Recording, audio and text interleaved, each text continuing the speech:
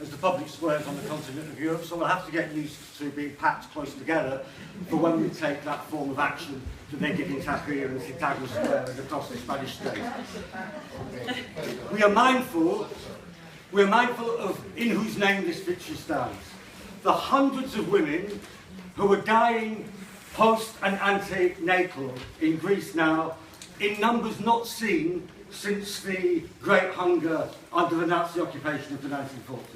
We remember the name of Alexis Grigoropoulos, a 15-year-old school student, part of the cream of the anti-capitalist youth, gunned down by the Athens police in Exarchia Square. We remember the name of Shehzad Lubman, a 26-year-old Pakistani retail worker, and of Pavlos Fisas, a rap singer, murdered by Christiavi, the fascist criminal conspiracy, which is Golden Dawn. And we say this is a victory for them and their families. And we say something else. It's sending a clear message to Angela Merkel, to Juncker, to Rajoy, to Hollande, to Cameron. In Greek and in Spanish, Avtusus echo vaelti, que se vayan todos. We are sick of a lot of them. Get them all out. This is the message.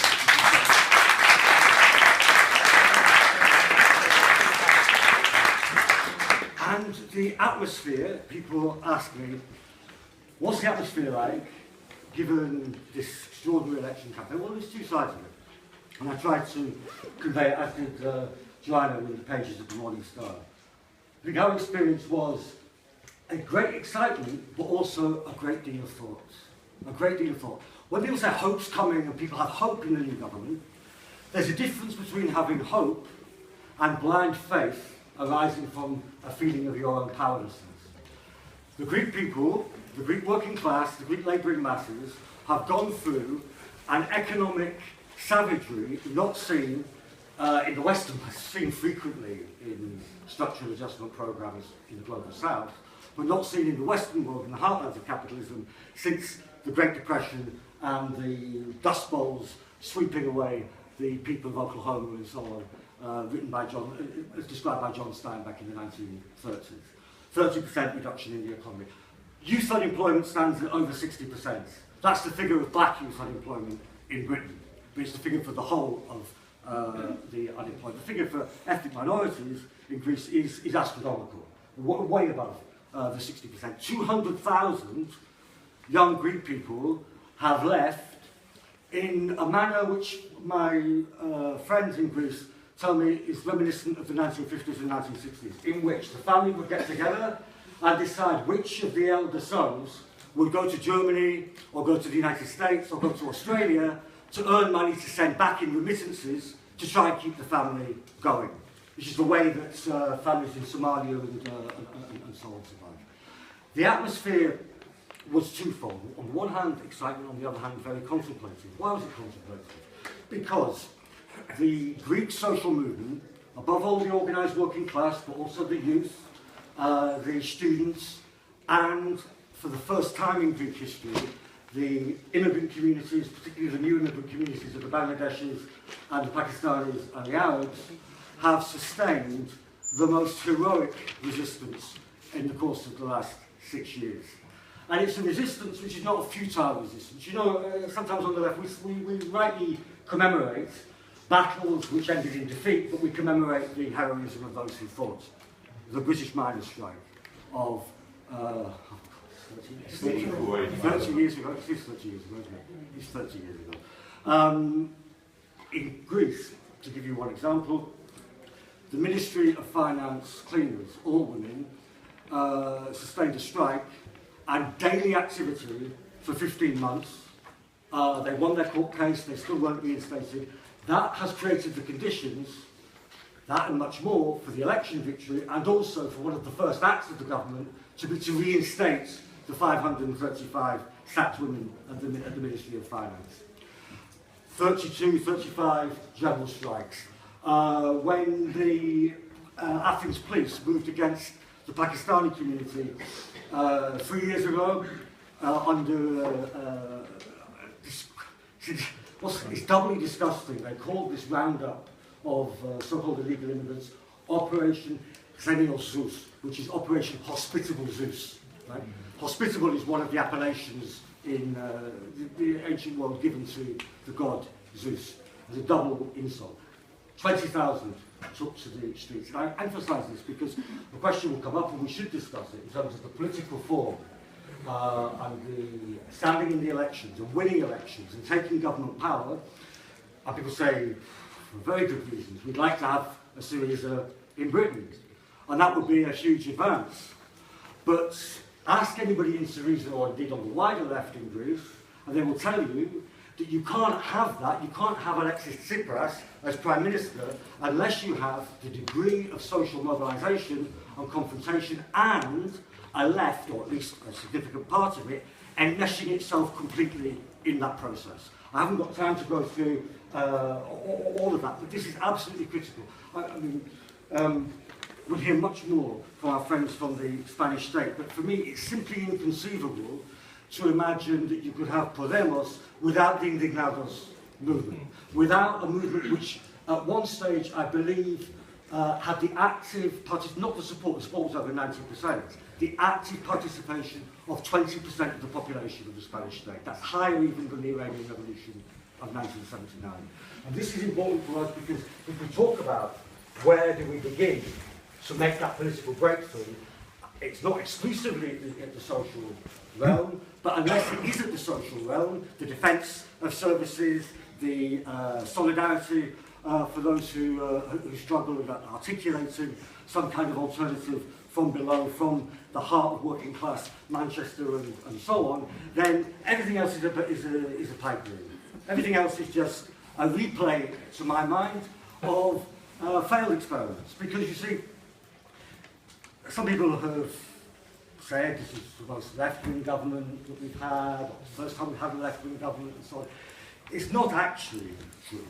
You know, if you look at the Greece that I visited in 1983, the government of Andreas Papandreou, which became a complete failure, left social democratic government, his policies and programmes, and that of François Mitterrand, in government with the Communist Party, not so different from now.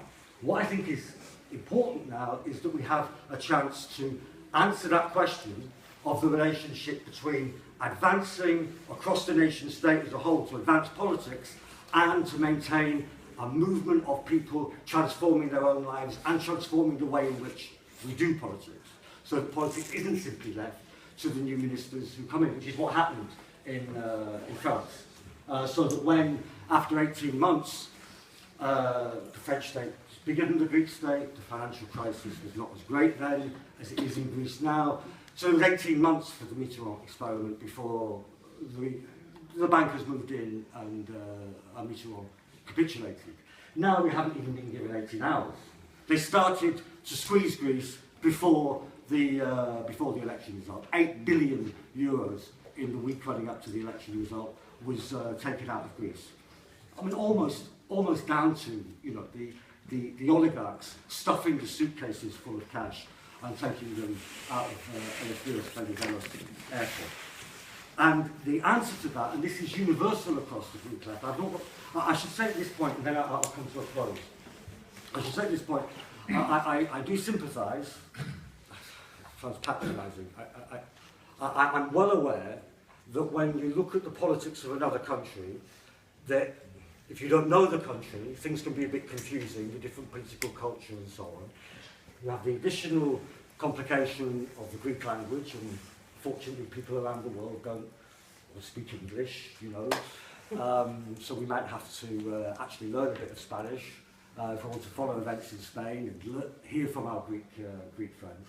So please do ask questions about what is a relatively unknown in the British Labour movement, set of initials and what have you. Please ask, and I'll do my best to answer them. But across the whole of the Greek left, and people will know that Syriza is the biggest pole of the Greek left, certainly in electoral terms, and then you have the Communist Party, which is not in the coalition, but is still a substantial force, and you have other groups of anti-capitalists, revolutionaries, who are, there are revolutionaries in Syriza, I should add, but who are organised separately. So it's a very disparate a very variegated left. But a common theme is to say this: don't ask what the government will do unless you say, what will we do to make the government move in a certain direction and act as a counterweight to the pressure from the ECB, from the Troika, and so on. And this is important because it means that that debate is more advanced than it was 30 years ago in Britain with the rise of Tony Benn, who missed at a time like this enormously, in France, in Italy, which had a very weak variant of it, the idea that you could go into government with historic compromise with the right and somehow progress socialist values. Then the thinking very much was that we were moving away from the big upsurge which had overthrown the Portuguese dictatorship, overthrown the Greek dictatorship in 1974, and the tide was going out, and so we had to then to say we need to be political was to move away from the mobilisation of the people in basic society.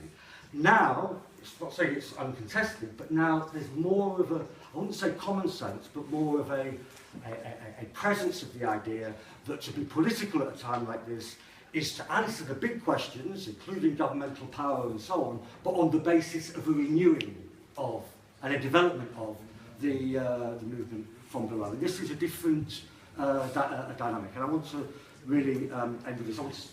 If I can just deal with the ANL question, because I think that's probably on people's, weighs heavily on people's minds. We have, if you look at the cabinet, the post of justice, the cabinet in the 41 ministers, the post of justice is held by a man who you could describe as somewhere between Robin Cook and Tony Benn.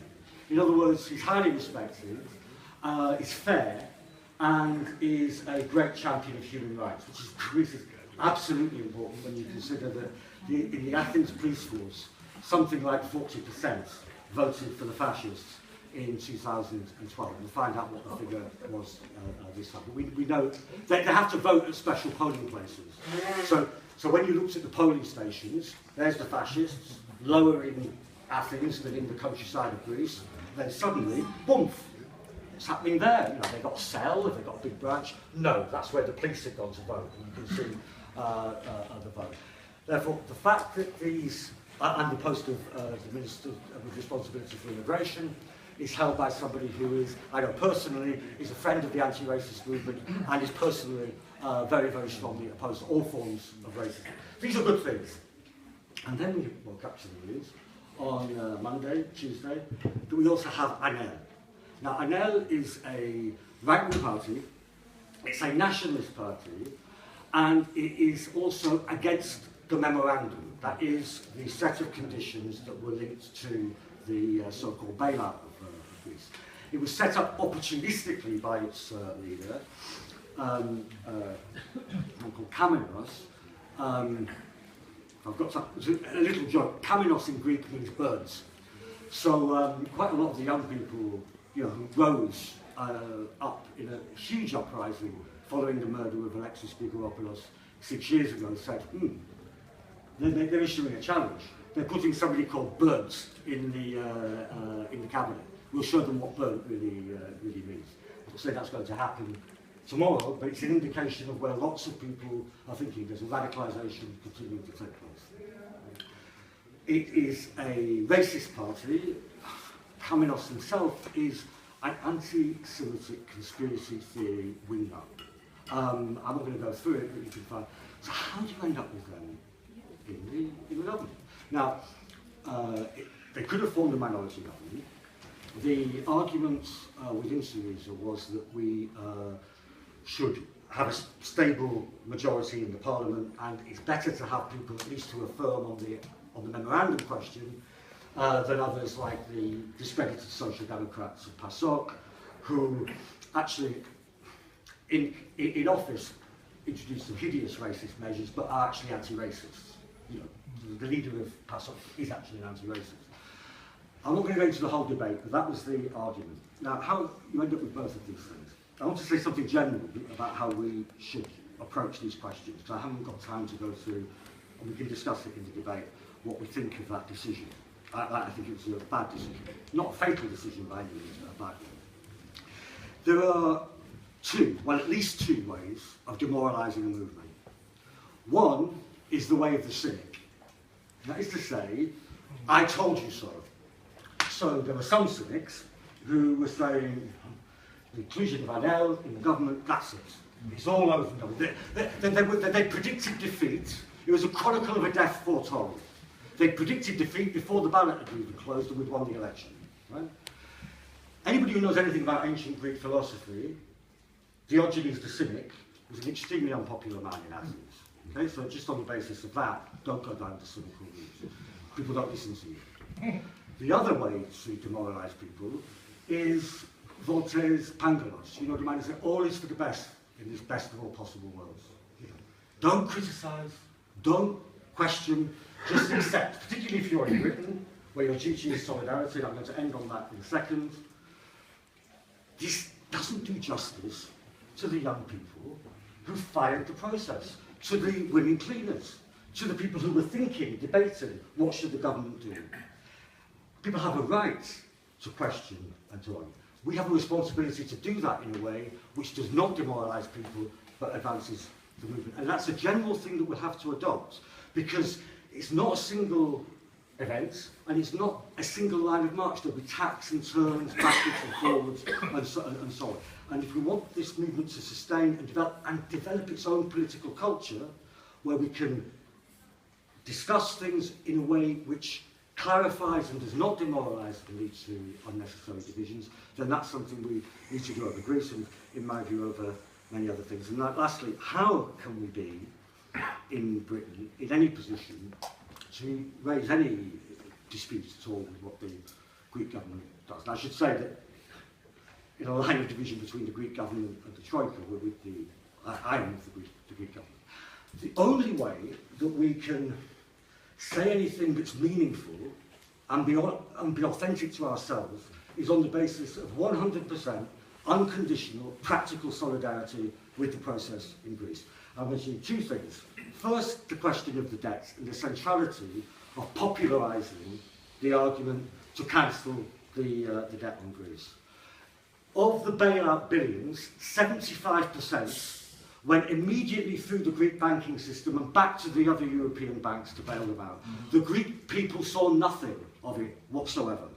The Greek people owe nothing, the bankers and the oligarchs owe everything. Secondly, people may have picked up, it's beginning to percolate out, that the monolith of austerity and neoliberalism is breaking down on the other side. So the IMF economists criticise the European Central Bank for being too devoted to austerity. The American Federal Reserve does the same thing. Man who's just left the IMF to go into the private sector made a very convincing case. I should say he's a British Iranian, so he'll speak nothing other than sense. Personal joke. I'm half British and half Iranian. But you see, we can't build, and I hope that the new Greek finance minister, I'm sure he will do his best, will exploit those divisions on the other side in the negotiations that will take place over the Greek debt. But we can't build a European-wide movement under the slogan, what do we want? The expansionary monetary policy of the US Federal Reserve, when do we want it? Now. Right? We're not going to be able to do that. And the third reason why the call to cancel the debt is so important is that it answers already the objection which is being formed. And it's being formed, and it's typical of these times, by the corpse, which is European social democracy and the Labour Party. PSOE, the Social Democrats in the Spanish state, one of their leading thinkers said, we would like to help Greece, but the way that we've managed the crisis has been to put the debt onto the government books. So 45 billion euros of Greek debt is owed to the Spanish treasury. Right? And he said, should the Spanish unemployed woman pay? Should the farmer pay in Andalusia? Should the worker... we have to have an answer to that. Yeah? And my answer is that the classroom assistant in Oldham should not pay for the crimes of the Greek oligarchs, That's why cancel the debts and take it from the bankers and the oligarchs. And we do that across Europe, not just cancel the Greek debts. The onerous, iniquitous debt upon working people through the private lending throughout the European Union. I want to, if I can, end on the second point of solidarity, which is if we talk of the peoples of Europe, we are now talking, Manchester is a great example of a European city in this respect, not only of the nationalities that make up the 28 nation states. We're talking of, because of Europe's imperialist history, people from Syria, from Egypt, from Tunisia, from Thailand, from Pakistan, from Bangladesh, people from all parts of the world. And one call which came up in response to the murder of Shehzad Lubman 2 years ago, in January 17th of 2013, from Greece, was for us to coordinate more strongly than before a European-wide movement against racism and fascism, which pledges on the 21st of March to have simultaneous mobilisations, demonstrations, events which can win and shape public opinion and so on. I think it will be important here, where we'll have a race to the bottom on the question of immigration during the election campaign, which will be in full swing then. And so the point about the issue of racism for me is that, you see, you can talk about halving the Greek debt, a 50% haircut, and that would be a victory. Anybody here who's negotiated as a shop steward or a trade unionist, you go in with a pay claim, you get half of it, it's better than nothing, yeah? And that's an advance. There's no advance in halving the number of racist murders in Europe. There's no advance in half second-class citizenship for people without papers.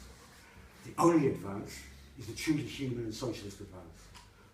All the people together through Europe free of racism and fascism. So on the 21st of March, if nothing else, there will be many other things, but this is a date we already know.